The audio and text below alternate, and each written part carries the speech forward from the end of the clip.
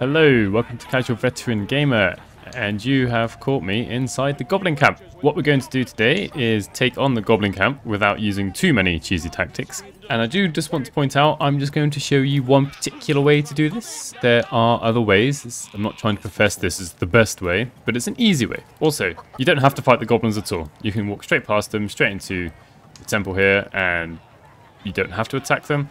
Also, you can poison booze tub here and take out half of them and reduce the health of some others, which really helps in the fight. So what I'm going to do is come up to this quiet area over here to get some height, make sure everybody follows, and whether by accident or by choice, the only way up here is this wooden ladder. So this is probably the cheesiest part of my video.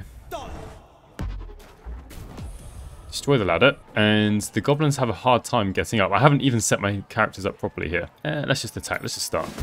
Now this, as I said, this is not the only place to have a good chance to beat the goblins. You could start by the bridge over here, and then the goblins funnel out just a few at a time. Also, I don't know if it's going to be visible from all the way over here, but just over here, there's this ladder behind the statue. You can climb up there. Yeah, I can't really see it. You can climb up here and get the same sort of bonus. And the main point of these three positions is that you're funneling the goblins towards you, hopefully just one or two at a time. One thing you don't really want to do, unless you've poisoned the goblins, is start in the middle, because then everybody can see you within the first round and you're going to have some problems. Also, fighting these dudes over here means the ones over here can fight separately, and the ones at the top here you can also fight separately. Now, maybe you've noticed, maybe you haven't, that my characters are only level 3. Again, trying to show you that you don't need to be super high level. Not that we can get to high levels, but you don't need to be level 4 to do this. Spells that will be useful will effectively be area of effect spells. So I've picked Cloud of Daggers for Gale, and also Chromatic Orb. They're going to be the two spells doing most of the heavy lifting. Will has got Shatter. I've got Druids, who I've taken 3 level 2 spells. I don't know which ones I'm going to use yet. Probably Spike Growth, and then later switch to either Moonbeam or Flaming Sphere. Lae'zel here, she's just going to be attacking from a range, maybe using her Battlemaster maneuvers as and when she feels it is appropriate. So, right, Gale happens to go first here. So what you want to do is set up some AoEs or attack. Here, I'm trying to take out 2 goblins. Job done. And then run away. If you want to be nice and cheesy, or maybe do it with Gale, you can hide, so the goblins won't target Gale. Second thing you want to make sure you're doing is, if you can, do spread your characters out, because they will throw things up at you, which can hurt you. So what's my druid going to do? Spike Growth has got a lovely area of effect. You can just about reach it, and then try and run away. The characters are still quite close to each other, so the goblin's going to have a hard time. He's just going to kill himself. Spike Growth is really good against goblins in particular because they have low numbers of hit points. I mean, actually, it's just a great spell in general. Like, yeah, the guard doesn't know what to do because we're just well out of range. And you can see here, Shatter would be lovely. If Shatter could reach here, Shatter would be lovely right now. But we'll see. They'll probably try and walk around. Oops, I've got Follow in the Spike Growth there. Bit of a mistake. Yeah, they're going to go around now, which is fine. If they're coming just to 1 or 2 at a time, we can very easily just pick them off.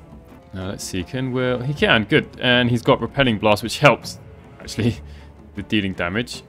And since he can... Oh, actually, let's just see.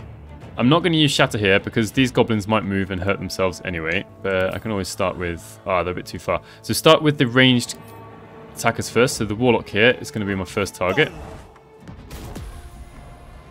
I'm not quite dead. Oh no, he is dead. Perfect. Follow's going to get upset. Oh well. And as before, just stand back. Ideally, you'd have the character with the highest armor class being the most easily visible.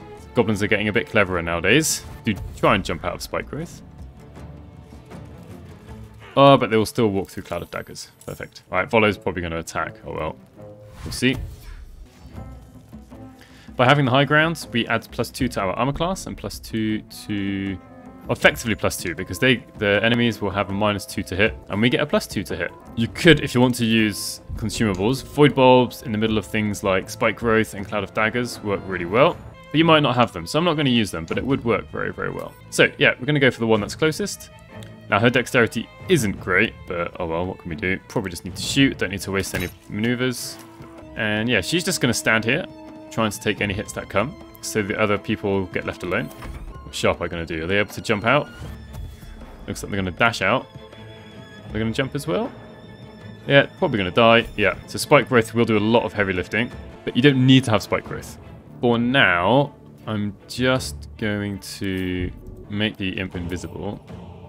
Imp visible! And just have it ready to attack if needed. And provide a distraction. Should also be able to get on top of Spike Growth without taking any damage. Because it's flying. So this is like that, right? They will throw things, which could... Okay, that was kind of okay. Which could disrupt concentration. And we're back to Gale already. Ah, it was just grease, that's fine. So, at the moment, actually there aren't very many goblins nearby, and I don't want to go much closer. But if I can see... Well, I can't quite see anybody. So it seems a bit of a waste. But you know what? I'll conjure Mage Hand. No, that's concentration. So he's just going to keep hiding. It's a bit of a waste, but there's no need to send people into danger. It's unneeded. She'll prepare a Produce Flame, just in case. But we need the goblins to get closer. Now, it looks like the goblins aren't moving. They obviously feel stuck. But this is fine, as long as some of them are making their way towards us. And into the cloud of daggers. I didn't expect that to be quite so useful. But the goblins are still pretty stupid in terms of looking at cloud of daggers. Right, Will can see a goblin. No harm in attacking and running back. And while they are wasting their actions with dash, it's going to make it easier for me to kill them because we're not taking any attacks. And that's fine, we don't need to use action surge. Hopefully Volo doesn't get himself killed.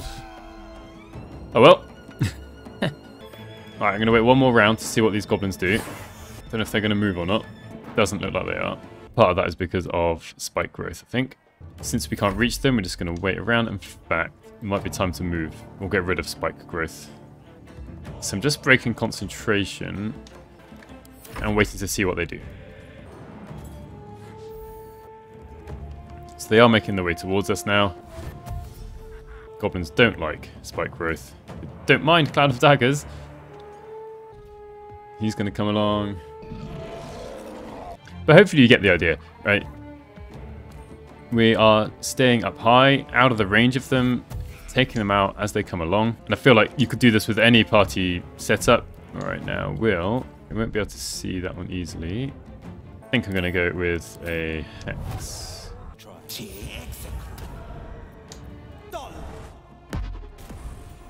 Alright, another goblin down. Oops, I was worried about that. So the goblins that don't have ranged attacks are going to stand there. They might throw things eventually. And maybe, at this point, we can provide a distraction. So some of them will stay here, might turn around. Now, that's a waste of their action, really. They could have disengaged and shot at the imp, but they're going to run into the Cloud of Daggers. Okay. So I'd rather that came to the imp than my characters up top. The imp can be resummoned, doesn't really matter at all. So the line of sight isn't great up here. I'm not sure I won't be able to go out to there. Let's see if you can see any others. So yeah, Ray of Frost is going to be useful, not for its damage, but will slow them down. It means it will take them longer to appear to be able to do damage against us. I wonder, Moonbeam. Yeah, let's go with some Moonbeam. There we are. I haven't really split up my party particularly well. That's why we want Lae'zel up front. And they're dead because of Moonbeam. And it's now Will's turn. And we didn't even need Shatter in the end. So we've got a single enemy to focus on, being the Devouts. It's not a great chance to hit. It's not bad. There we are. Stand back. Oh, no. Will likes falling over on the grease. Slippery guy. And just because we may as well at some point... Oh, no. Wrong one. Ranged attack. It doesn't really matter if we miss with those. We don't waste superiority dice, since she's the only one who can see this guy. Ah, oh well. No harm in just distracting the ogre there. Where's she going? Ah, right. They're starting to use the tunnels now. They're getting a bit cleverer. By imp, probably. Soon enough. Now they start getting cleverer, so we can probably start throwing Lae'zel. Making Lae'zel jump around. Again, everyone's a bit out of range. So I'm just going to leave him. Okay, it does feel like a waste. We should probably move Moonbeam though. But I don't want Gale getting to any positions where he could be seen. We might fall over in the grease. Alright, it seems like we won't be able to reach that goblin. Oh, that's all a bit of a shame. We can't really see anything from up here.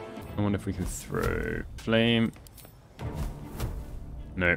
Hopefully these two will now come towards the main party and we can start hurting them instead. Will's knockback is always going to be useful.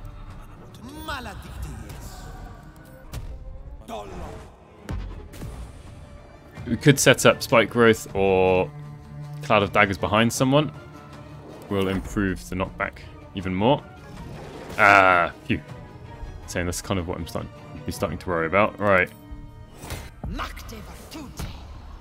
So now she can start jumping around trying to get to this goblin up there. And there's also a chest up here. I don't usually take it. There we are.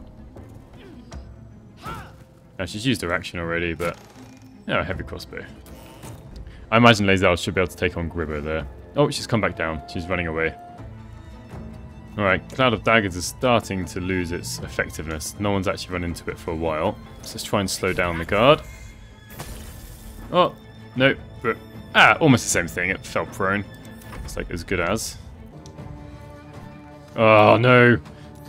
Stupid grease. Right. Do you know what I should have done first? I should have used... Should I do it now? Is it important enough? Probably. Do have the Create Water spell. Should hopefully get rid of the grease. So that doesn't happen again. I have made everyone here wet, which is a slight downside. Right, Lae'zel can now jump around. Probably doesn't need to jump around, actually. Just continue to attack things from range. Ooh, outside range. And since she's up here, may as well hide first. Oh, wait, no, she can actually be spotted. Never mind. Unless you try and kill Gribbo. Oh, she keeps missing. Gribbo spent her time literally just dashing around. Oh, Cloud of Dagger is probably the last use it'll get. Unless this guy runs through it as well. Nah, it's trying to get up to Lae'zel, I guess. Again, going for the same thing. Slow it down, do a bit of damage. Of course, she's a druid. She could easily wild shape. Perhaps could have done that before. We can try and do one damage at a time. Alright, next turn I might wild shape. And into the Cloud of Daggers. Okay, thank you. I wonder if Will can get to a position to see. At this point, it's not the best use, but Shatter will work here because it should hit both of them. Slight waste of a spell slot, but he's a warlock. He's got short rests. It's all good. Okay, menacing attack. Sort of make him run away. Whee. If it works, and it has worked for the first time. Not sure what this guy's going to do. More dashing around. It's kind of just standing up there with no ladder really, really confuses them. At this point, I could probably come down without too much of a problem. I can't quite see him from up here, which is a problem. Hopefully, be able to see him from up here.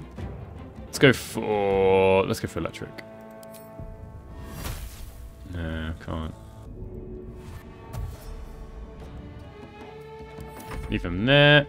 Stuff I think is good enough now to, what should we do? Go for Badger. They can get around most easily. Not this turn, but when we have action next time. Ogre's frightened.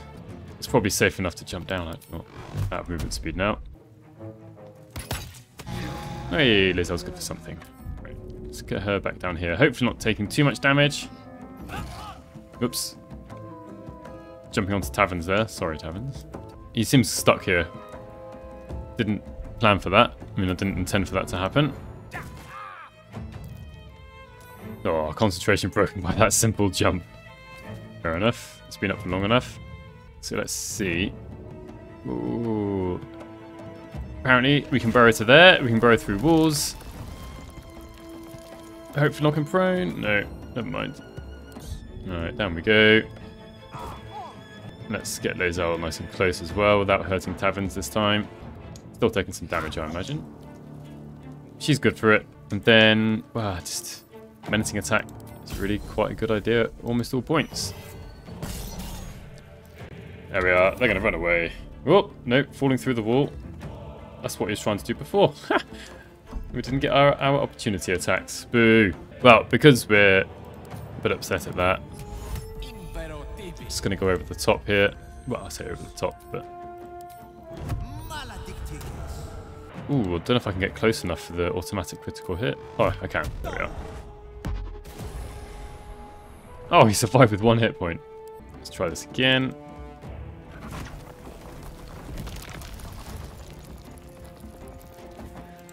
Getting knocked prone.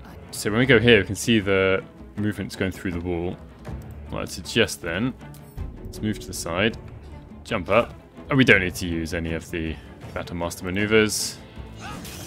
There we are. Now, I haven't actually completed clearing out the Goblin Camp. There are still some over here. A few goblins here, where Crusher is.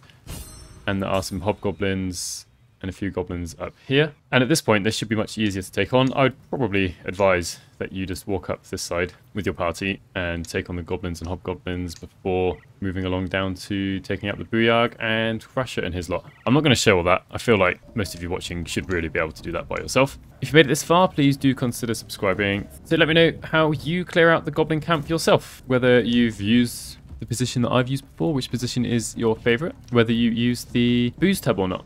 Also, please let me know if you want to see more videos about specific encounters. A few of you do, and I've only ever really covered the Githyanki encounter before. Thank you very much for watching, and hopefully I'll see you in the next one.